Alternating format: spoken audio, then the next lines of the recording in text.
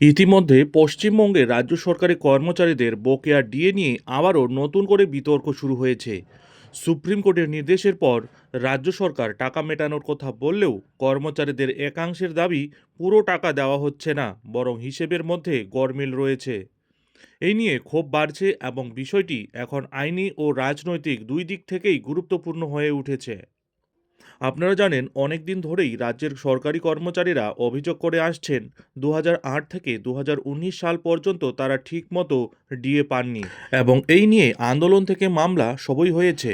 শেষমেশ supreme court জানিয়ে দেয়, ডিএ কোনো দয়া নয়, এটা কর্মচারীদের অধিকার।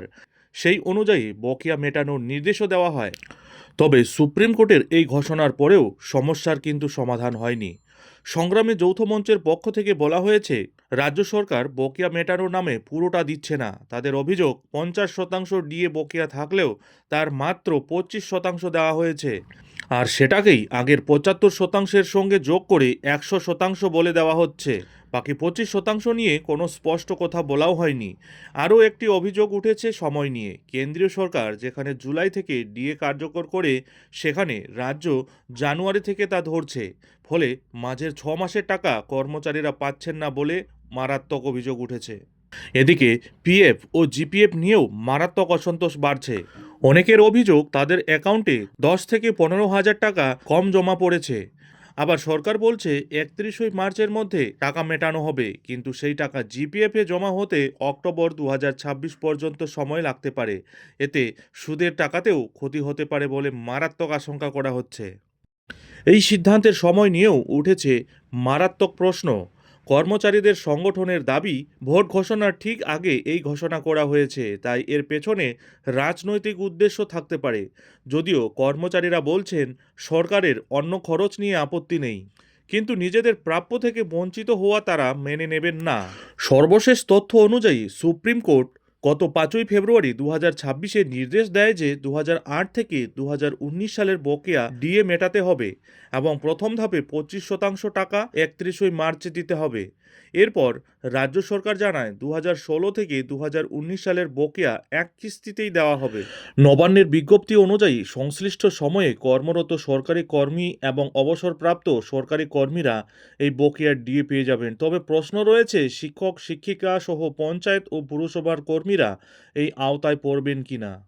বিকাশ ভবনের এক আধিকারিক জানিয়েছেন, 13 মার্চ নবান্ন থেকে প্রকাশিত বিজ্ঞপ্তির পরেই বিকাশ ভবনে রাজ্যের শিক্ষক শিক্ষিকাদের বকেয়া ডিএ দেওয়ার প্রক্রিয়া শুরু হয়েছে। ইতিমধ্যেই সেই ফাইল অর্থ দপ্তরে পাঠানো হয়েছে। পাশাপাশি বকেয়া মেটাতে প্রয়োজনীয় পদক্ষেপও গ্রহণ করা হয়েছে। নবান্ন সূত্রের খবর, শুক্রবার থেকেই টাকা দেওয়ার প্রক্রিয়াও শুরু হয়েছে।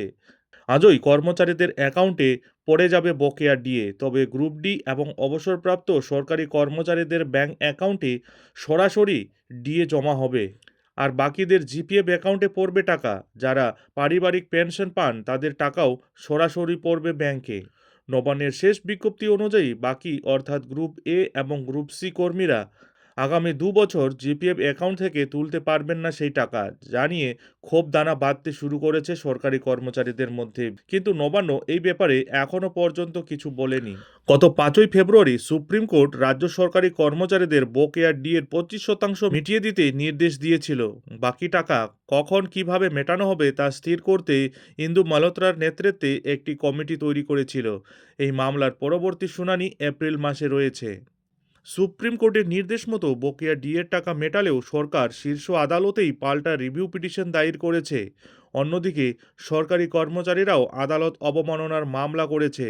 এই অবস্থায় ডিএ মামলায় কী হয় তা নিয়েই টানাপোড়েন বাড়ছে রাজ্য সরকারি কর্মচারীদের মধ্যে।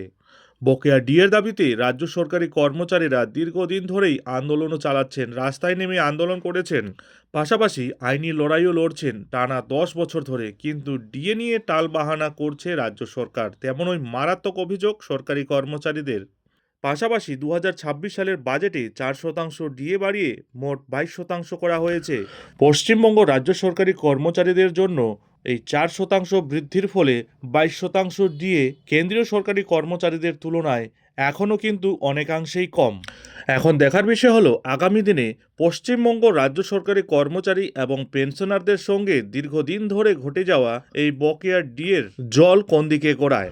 নজর থাকবে সেদিকে। যাই হোক, এখন এখানেই শেষ করছি। এই ধরনের ডিএ সম্পর্কিত যে কোনো ছোট বড় আপডেট ঠিক সময় মতো পেতে হলে অবশ্যই চ্যানেলে চোখ রাখুন।